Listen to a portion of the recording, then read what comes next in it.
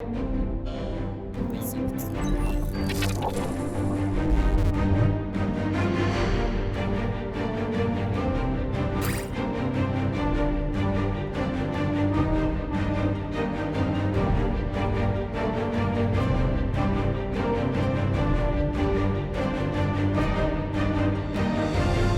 have not seen a game in recent memory that had a feeling of being in an N64 era hub world, in which players used to travel from the first world to the next, where you can complete one set of mission and then you're sent right back to walk to the next set. Sure, if I look deep enough I could find a title, but as of right now, I'm excited to see Everspace 2 get to something that might be close enough.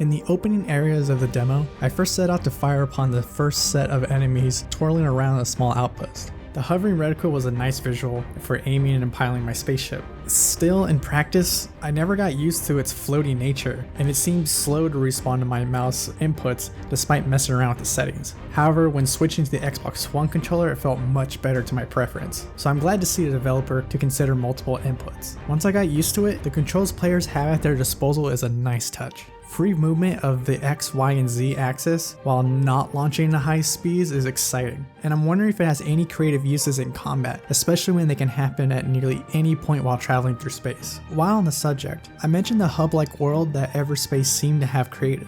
I noticed that every immediate area that the player was in is like a pocket of space that players freely move in. If you want to go to another pocket of space, you have to do a hyperdrive-like action to travel between them. Of course, players can stop whenever they want in the emptiness of space, though that's mostly to shoot at some tailgating ships or to turn back and speed off again, much like other titles like No Man's Sky. But what Rockfish has done instead is that the pocket of space are points of interest that have side missions or a nearby object that may have items that can upgrade your ship or arsenals. So similar to a hub world, players can seemingly do a few objectives then warp to another area to continue doing more. If this is the case, I look forward to seeing if compartmentalizing activities change the way players can tackle this game, or if Everspace still plays like every other game design structures. Either way, it's refreshing to jump across space doing dogfights in the void. With early access projected for 2020 and a full release in 2021, it could be reasonable to see more optimizations in the keyboard controls or the odd